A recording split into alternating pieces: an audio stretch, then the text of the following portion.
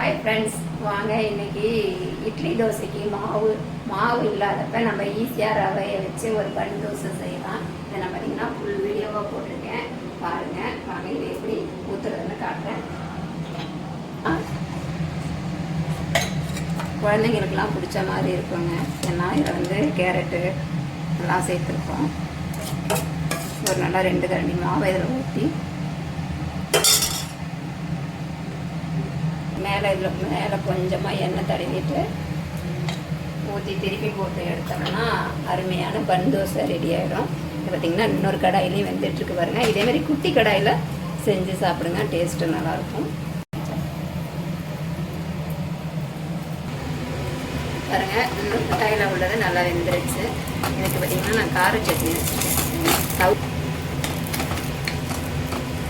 அவ்வளோதாங்க, அருமையாக கார சட்னியோட வச்சு சாப்பிட வேண்டியதான். செம டேஸ்ட்டாக இருக்கும்.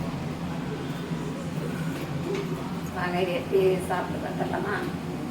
இது சட்னி வேண்டியதில்லை, சும்மாவே சாப்பிட்லாம், நல்லா தான் இருக்கும்.